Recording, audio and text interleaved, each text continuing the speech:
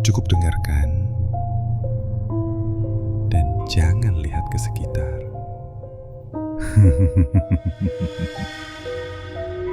Selamat datang di Jangan Didengar Sendiri.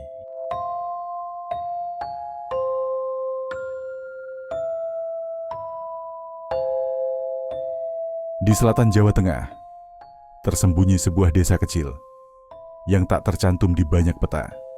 Namanya Karangpetir. Desa itu sunyi, kabut tipis sering menggantung di pagi hari.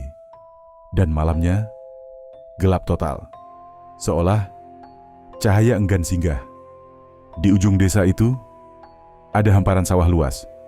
Tapi, di tengah-tengah sawah itu, ada satu petak kecil yang selalu dibiarkan kosong.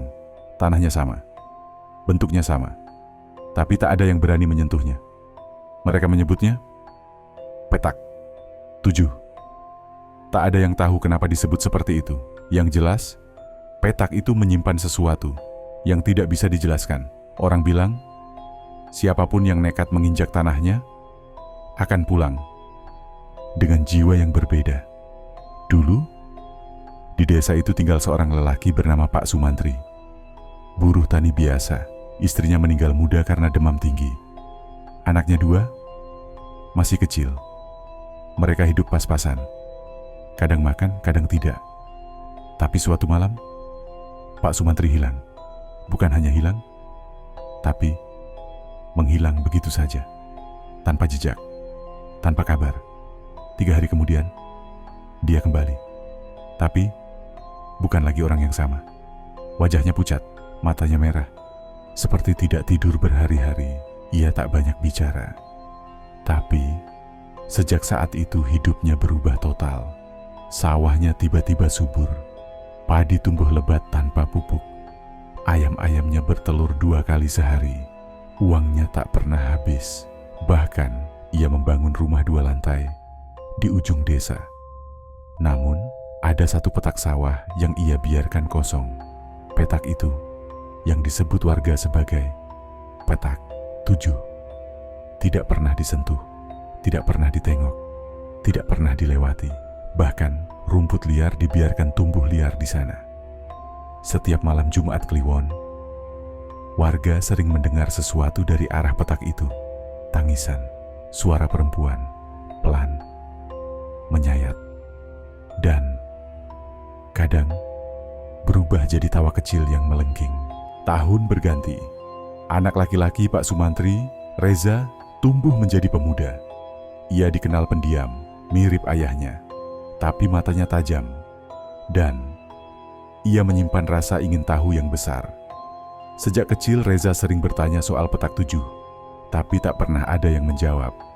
Ayahnya selalu diam, atau hanya menatapnya dengan sorot tajam, seolah berkata, "Jangan pernah kau sentuh tempat itu." Tapi rasa penasaran tak bisa dibungkam. Malam Jumat Kliwon, Reza memperhatikan ayahnya dari jauh. Pak Sumantri berdiri di depan petak 7. Lilin menyala. Asap dupa melingkar naik ke udara. Tangan ayahnya gemetar. Tapi matanya tetap menatap lurus ke petak gelap itu. Reza tidak mengerti apa yang sebenarnya terjadi. Sampai suatu hari, Pak Sumantri jatuh sakit. Tubuhnya menggigil, matanya selalu menatap ke arah jendela, menuju sawah itu. Dan malam itu, untuk pertama kalinya, ia berkata dengan suara parau, "Reza, apapun yang terjadi, jangan pernah masuk ke petak 7. Lalu ia batuk keras, nafasnya berat, dan malam itu juga, Pak Sumantri meninggal dunia, tanpa pesan terakhir, tanpa penjelasan. Warga desa datang melayat, tapi semua merasa seperti ada sesuatu yang belum selesai. Dan Reza tahu, jawaban semua misteri itu ada di petak 7. Seminggu setelah pemakaman, Reza kembali ke sawah ayahnya. Langit mendung, angin lembab. Ia berdiri di tepi petak 7. Tanahnya retak, rumput liar tumbuh tinggi. Tiba-tiba, ia melihat sesuatu. Sebuah benda hitam kecil. di tengah petak itu, seperti batu, atau seperti kepala patung. Hatinya berdebar, dan meski suara di kepalanya berkata, "Jangan," kakinya mulai melangkah ke dalam petak 7. Langkah pertama, dingin. Langkah kedua, sunyi. Langkah ketiga, semua suara hilang. Angin berhenti, burung tak berkicau. Dan dari kejauhan, ia mendengar suara perempuan. Berbisik, memanggil namanya. Reza, Reza, Reza. Tapi tidak ada siapa-siapa. Hanya dia dan bayangan panjangnya di atas tanah mati. Langkah demi langkah, Reza terus melangkah masuk ke petak 7. Tanah di bawah kakinya dingin dan lembab. Rumput liar menyentuh betisnya, seperti tangan-tangan kecil yang mencoba menahannya. Angin berhenti, langit semakin gelap. Meski matahari belum sepenuhnya tenggelam. Lalu, ia melihatnya, benda hitam itu. Sebuah patung batu kecil, bentuknya kasar. Dan wajahnya, wajah perempuan, tapi tanpa mata, tanpa mulut, kosong. Dan berdarah. Darah mengalir dari bagian leher patung itu, merembes ke tanah. Tapi, saat Reza mengedipkan mata, darah itu hilang. Hanya patung biasa, hitam, diameter mati. Tiba-tiba, suara itu datang lagi. Reza, kali ini lebih dekat, lebih jelas, dan ada napasnya. Reza berbalik, tak ada siapa-siapa. Tapi, tanah di belakangnya kini berbeda. Seperti berubah warna, menghitam, retak, menggeliat. Seperti ada sesuatu di bawah tanah yang bergerak. Reza melangkah mundur, pelan, sambil terus menatap tanah itu. Tapi, kakinya menginjak sesuatu yang licin. Ia jatuh. Kepalanya terbentur batu kecil, pandangan mengabur, dunia menjadi gelap. Ketika ia membuka mata, langit sudah hitam. Ia masih di tengah petak 7. Tapi kini, di sekelilingnya ada cahaya merah redup, seperti api, tapi tidak membakar. Dan dari segala arah, muncul suara-suara, berbisik, tertawa, menangis. Tumbal, tumbal, tumbal. Reza berdiri, tubuhnya lemas, nafasnya memburu. Ia mencoba keluar dari petak itu, tapi setiap langkah seperti ditarik kembali. Tanahnya lengket, berat, menggigit. Dari kejauhan, ia melihat sosok samar. Perempuan, berambut panjang, memakai kain lusuh. Kepalanya menunduk, tangan dan kakinya terikat rantai. Perempuan itu tidak bergerak, tapi suara tangisannya mengisi udara. Reza ingin lari, tapi tubuhnya tidak bisa. Kakinya seperti menempel pada tanah. Lalu, perempuan itu mengangkat wajahnya. Matanya hitam, bola matanya kosong, tapi darah mengalir dari kelopaknya. Mulutnya terbuka, dan dari dalam keluar suara yang bukan suara manusia. Kau telah masuk, dan kau harus memberi ganti. Reza berteriak, tapi tak ada suara yang keluar. Udara di sekitarnya tiba-tiba menekan dadanya, seolah ada beban besar yang jatuh dari langit. Langsung menindih tubuhnya. Lalu ia mendengar tawa yang pelan, tapi penuh dendam. Dan dari balik tawa itu, terdengar nama ayahnya. Sumantri, Sumantri, tumbalmu belum cukup. Petak 7 kini berdenyut. Tanahnya bergerak seperti napas. Udara berubah bau. Busuk, asam. Reza menutup hidung, tapi bau itu masuk dari segala arah. Perempuan itu berjalan pelan mendekat. Kakinya menyeret rantai. Terdengar bunyi gemeretak logam tua di atas tanah. Dan setiap langkahnya membuat tanah di bawah Reza meretak. Sampai akhirnya, tanah di bawah Reza ambrol. Ia jatuh, masuk ke dalam lubang gelap. Jatuh tanpa dasar. Dan di kejauhan, ia mendengar suara terakhir sebelum pingsan. Satu harus pergi, agar satu bisa hidup. Gelap. Itu yang pertama kali Reza rasakan. Tidak ada cahaya, tidak ada suara, hanya dingin. Tubuhnya kaku, Matanya terbuka, tapi yang terlihat hanya hitam pekat, seolah dunia menghilang. Tapi perlahan, suara mulai terdengar.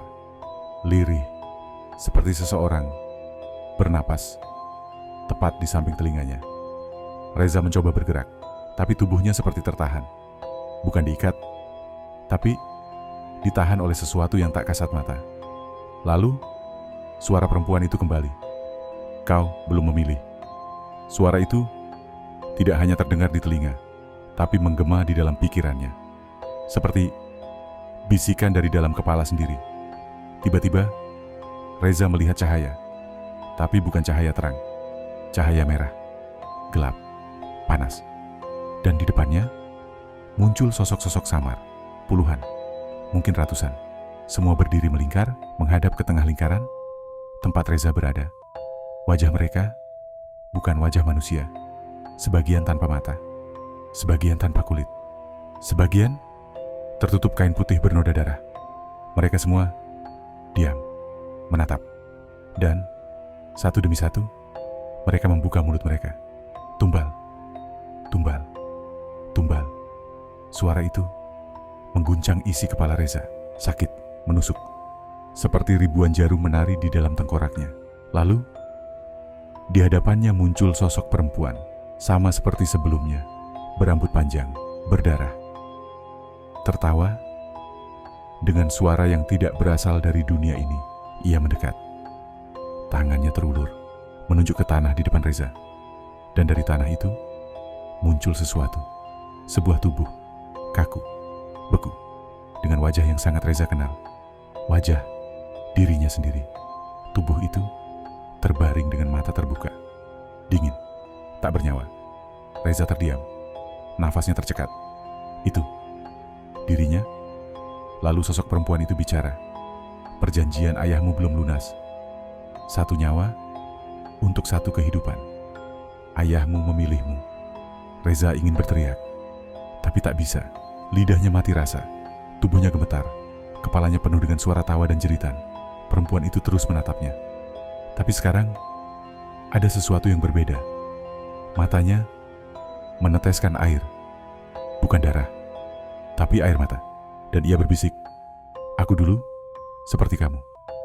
Aku ditumbalkan oleh ayahku. Dan kini, aku menunggu yang mau menukar."